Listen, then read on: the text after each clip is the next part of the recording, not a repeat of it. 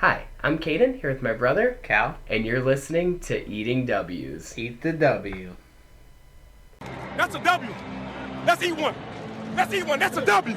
So, welcome back to Eating W's for our first off-season episode. We were hoping to do our first off-season episode last week. Sadly, I got a nasty head cold. I was totally out of it. My voice is all messed up. As you can probably tell, my voice is still not all there, but Better than it was. much better than it was. Wanted to make sure to get an episode out. In today's episode, we are going to be doing a quick news rundown from last week that we missed and all the news from this week so far. And then also we are going to be talking about some individuals that we think to keep an eye on during the NFL Combine, which starts, Cal and I are recording this on Monday night, so the Combine for us starts tomorrow. You all will be seeing it hopefully maybe going up tomorrow morning before the Combine starts, if not definitely Wednesday morning before day 2 of the Combine. Yeah, Tuesday is So, like the first introduction day. oh, so where not they even do, a ton happens. I don't think they start workouts till I want to say Wednesday or Thursday. Okay, then yeah, you'll be more than likely seeing this Wednesday morning. Before we get into the news, just I should mention that Callan finally got him in the Vikings jersey because of our head-to-head pick'ems. I ended up winning it and winning the Super Bowl, so don't have to wear a Rodgers jersey. Which, as far behind as I was, I think you were ahead 18 at one 18 or point. 20 at The one fact point, that it yeah. even came down to the Super Bowl game, which almost looked like we set it up, but we didn't. We really didn't. Didn't. And I just so totally- it just worked out that way. So I just totally choked the second half at of the least season it away. made it entertaining, and hopefully maybe at this point next year you'll be wearing a Jordan Love jersey. So Ew. I'd rather wear the Rodgers jersey. That's nasty. not hopefully, maybe. Let's just go with maybe. But now that we got that all out of the way, we'll jump right into the news. So first of all, I know this beginning stuff is quite a while back, but still thought it was worth mentioning. The Steelers hired former Dolphins head coach Brian Flores as their linebackers coach. And assistant head coach. I Assistant think. head coach, Yeah. I'd be winning, at least assistant defensive coordinator. I For think it sure, might have yeah. been, I'm surprised he didn't get a head coaching job. I am It's amazed he didn't at least really get a too bad. defensive coordinator job. I think he had all that controversy around him, which wasn't his fault, of course. But No, just but sucks to see that shouldn't that's take what- anything away from it. I mean, 'Cause, the dude's very good with his players. He seems like a really smart football guy. He was trained under Belichick. I thought he was a I'm very successful surprised head coach for what he yeah, had. Yeah, for what he had and what he had to work with down in Miami.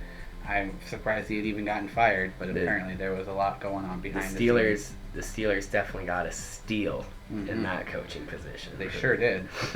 Moving on to some Vikings news. Vikings hired Wes Phillips as their offensive coordinator. Wes was most recently the Rams tight end coach and passing game coordinator. Of course, he is son of Wade Phillips, who was the Broncos defensive coordinator. So, I mean, seeing what Wes Phillips did in the passing game with Cooper Kupp last year, you got to imagine Justin Jefferson's about to have about 2,000 yards. I mean, if Kupp can finish with, 1926 or something like that, Yeah. I could almost see rather Jefferson breaking 2,000 yards. So I am very, very excited for that. And the Vikings also hired special teams coordinator as Matt Daniels, who was a special teams coordinator with the Rams back in 2019, but was most recently the special teams coordinator in Dallas with the Cowboys. So good hire there. The little bit I've seen of him and looked up and researched, I really like him. So. And then moving on past coach hirings, we actually had the Panthers re-sign tight end Ian Thomas to a 3-year, $16.5 million extension. So good to see them lock themselves a tight end up, and good to see Ian Thomas get paid. Chiefs hired Matt Nagy as their new QB's coach. Nothing big there. I just thought that was funny. Wanted to mention that. Well, he because came from Kansas City. He was pretty successful there. Yeah, just That's what got him hired in Chicago. And then he kind of anytime clowned you get himself. Anytime you get a chance to clown Matt Nagy, meme Matt Nagy, you got to take it. And then in some crazy news, after only 7 seasons all being with the Buccaneers, guard Ali Marpet retires. So hell of a player. I'm happy to see him retire. And man, if you One of get their best offensive linemen. you get a chance to retire before 30, that's living the life, man. He did it right because he was a hell of a player. He got his money and he got out of there before he got any bodily serious lasting long-term bodily harm. injuries. Yeah, so really good to see that. Really happy to see Ali Marpet. Not happy to see him go, but happy to see him get retire. Get what he got. Yeah, It leaves a huge hole in that Bucks line though, especially considering their center Ryan Jensen is a free agent. He's also a free agent. So I saw there's only like 6 or 8 players that are under contract as starters from the 21 Tampa Bay Bucks. Oh yeah. Yeah. So they got a lot to fill. I didn't think that they were going to re-sign Jensen. I thought they'd probably let him go, but now that Marpet retires, it'll be interesting to keep an eye on that. Keep him around now. And then in some kind of reported news, reports say that the Cardinals are allegedly not going to pay coaches their playoff bonuses due to the early exit, which nothing for sure there, so we don't want to say it in stone or anything, but it was reported actually by Peter Schrager on the Pat McAfee show today. I was watching that, and allegedly in their post or end of season meetings, they told them they weren't going to pay them, and apparently threw a fit about it. So I imagine they eventually did get their playoff bonuses, but it seems like the Cardinals tried to pull a fast one on them, and you hate to see it. There's going to be questions to answer now. I believe the Cardinals general manager talks tomorrow at the Combine. So we'll be interested to see if anyone asks him about that. You got to imagine that backfired or would have backfired if they didn't ended up doing it big time. So you got to get the playoff bonus whether you win or not. Cardinals really playing risque with their. Yeah, they are. They're trying to make themselves one of the joke organizations in the NFL. Trying to make themselves look like the Texans or something. Well, they do have D-Hop. They do have D-Hop. DJ Watt. D-Hop's like, why can't I just go somewhere with decent people in the organization? It's all I want. I don't know if that's a possibility, but he should have. That would have been terrifying if Devontae Adams and D-Hop were on the same team, but let's just be happy that never happened. So, moving on, Cal and I each have 5 guys that we want to keep an eye on for the NFL Combine this year.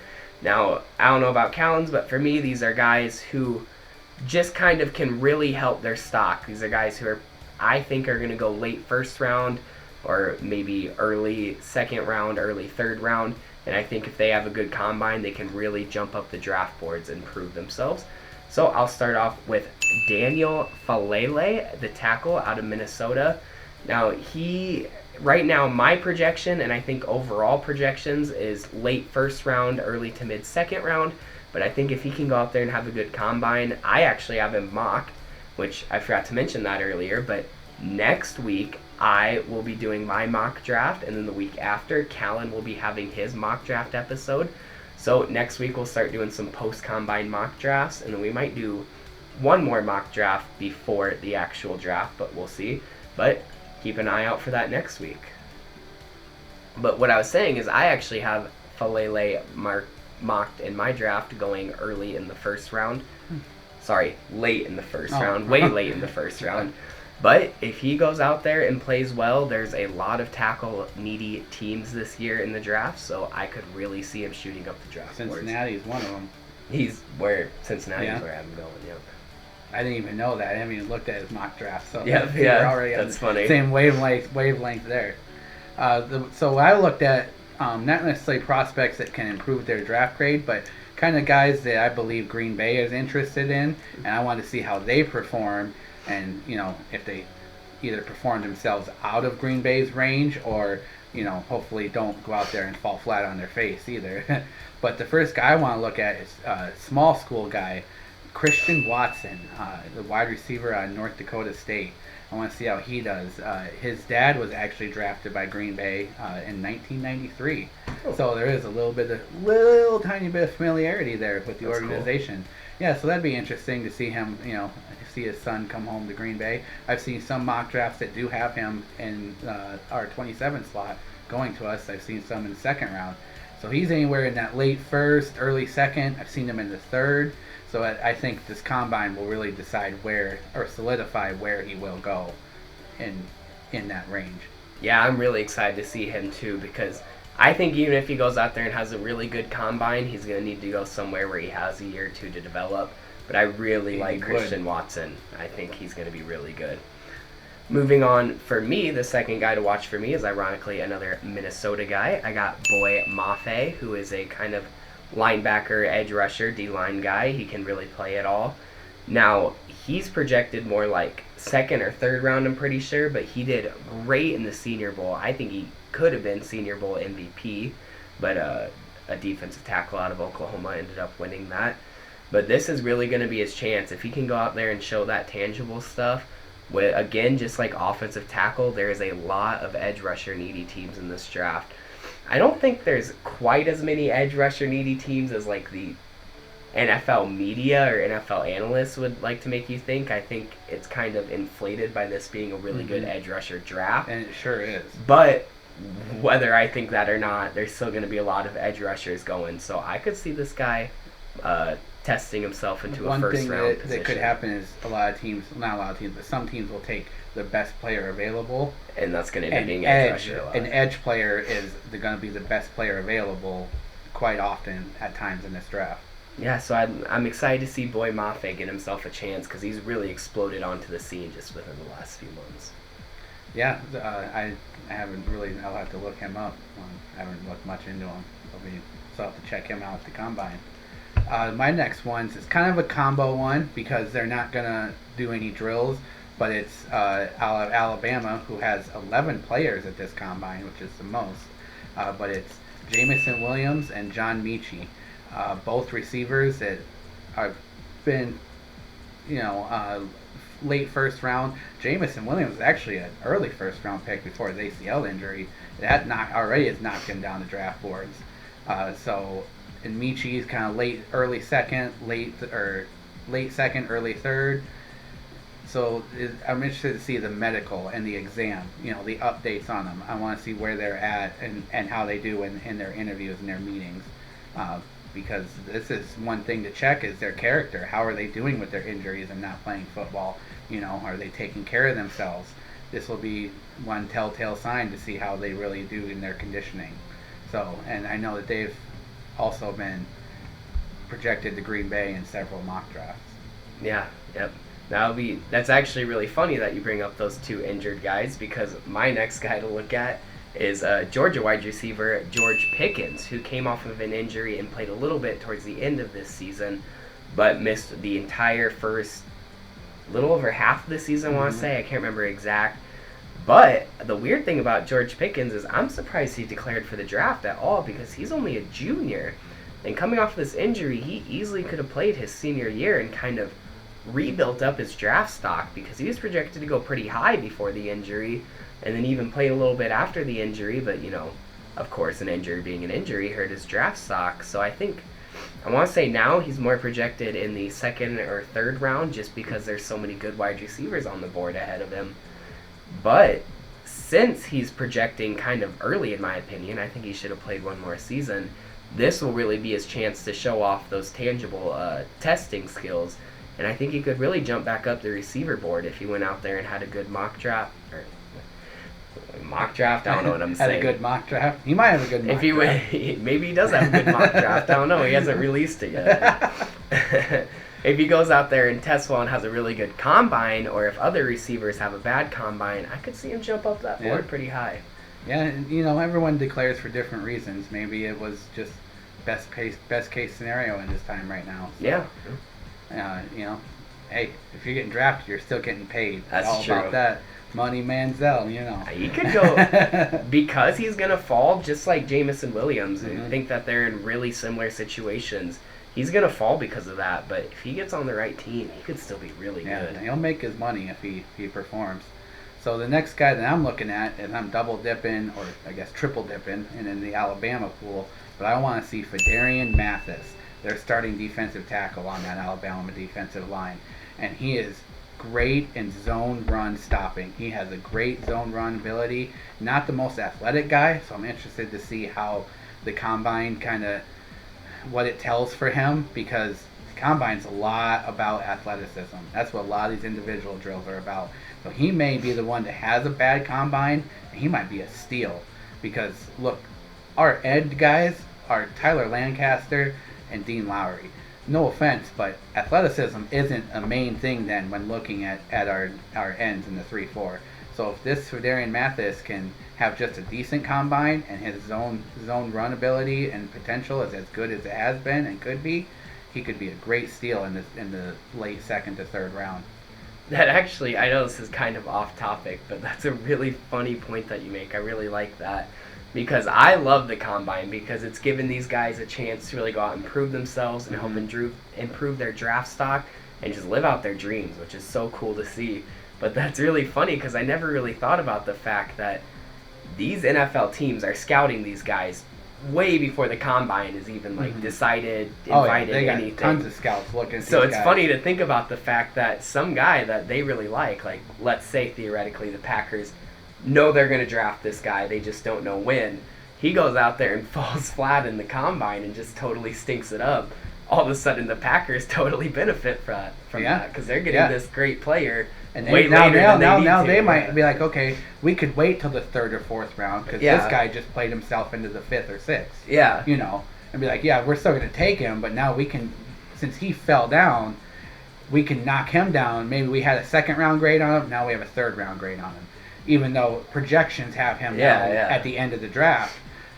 Hey, all these scouts, all these analysts, they all see different things. You can see we're just going to have different things. Yeah. You know, so it's... Sorry to get off topic there, but I but, thought that was really funny. Right I never really thought about that until you were just talking about that. It's all one big game. The game never really stops, even in the off season. It's crazy. Now it's the mind and the chess game and all that.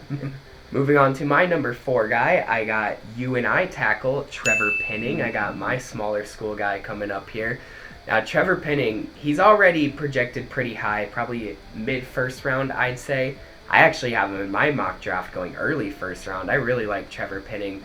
I think he, of course, people are unsure about him because he's coming out of UNI, a very small school. I think even a little smaller than NDSU, so that's pretty crazy to see, but I really like Penning. This guy is just an absolute mauler. He is a ball of a raw aggression, man. He gets out there. He gets after those defensive ends. He can take them out in the run game. He's pretty solid in the pass game. He's, of course, going to need a little bit to adjust to NFL play because that's a whole new world coming from a smaller school like UNI. But if he goes out there and tests well, which I really think he will because he's got the physical attributes, he is a beast. He could jump up the boards, and I think my projection might be right, my early first round projection. So I'm hoping that he does well in this combine. I've seen some first round in some mock drafts. He reminds me of a rich man's Quinn Miernes.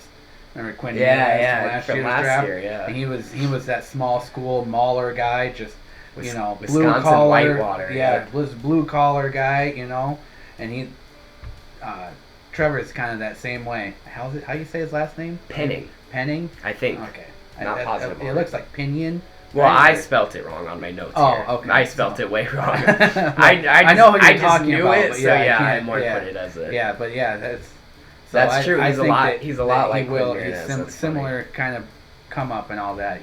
Small school, worked his way up into the spotlight. So, but now with my fourth guy, kind of going the opposite way here, and I'm talking about athleticism, and I'm talking about the athletic punter from San Diego State, the punt god, Matt Ariza.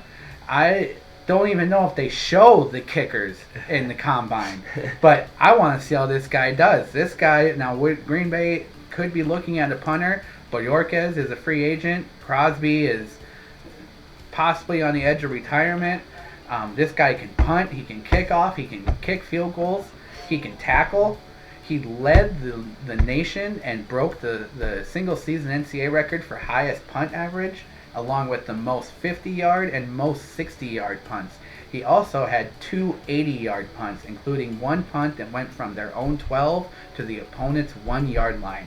Let me tell you, if Green Bay can get someone like that can just start pinning guys deep in their own end zone, oh man, that would be great. And let me tell you what, if he can also have a quick release on his kicks.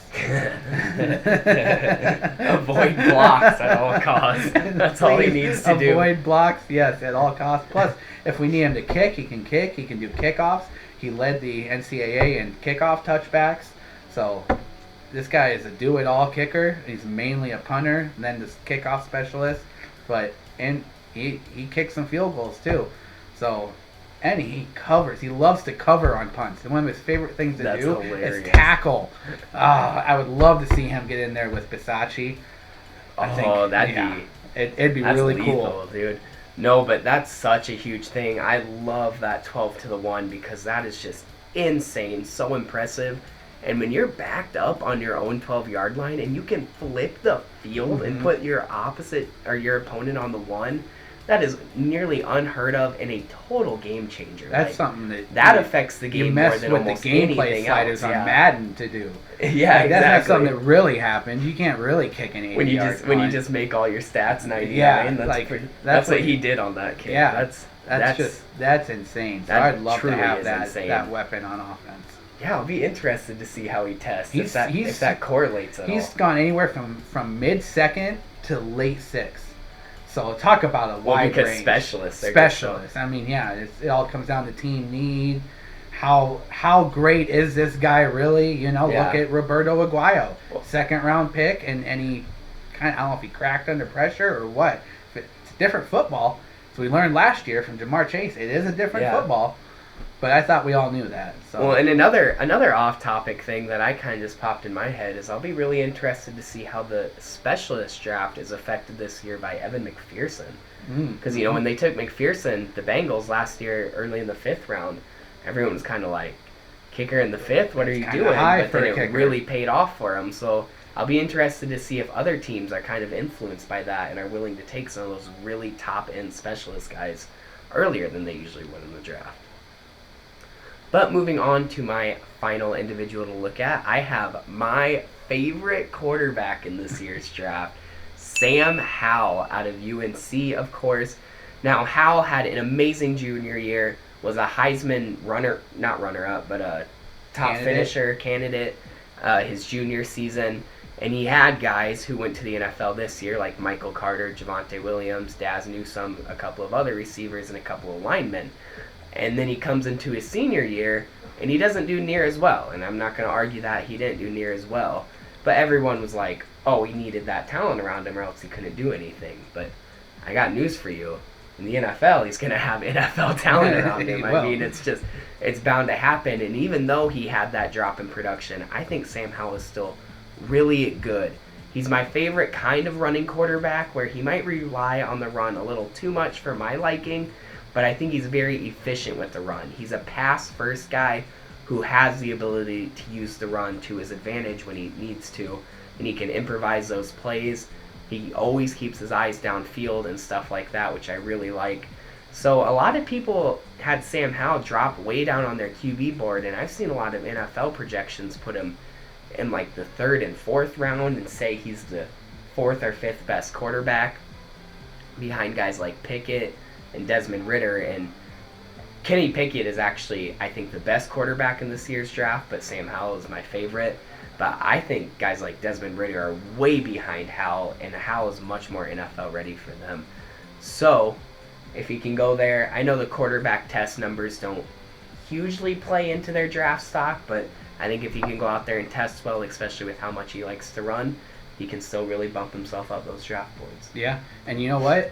So talking about that, about the quarterback drills, just made me think. My 5th guy, originally in our kind of pre-production meeting, is going to be Breece Hall, talking about not necessarily that Green Bay is looking at a running back, but this is kind of the running back that's a 3-down back. He's the top-ranked running back, and it's not a very running back-heavy class.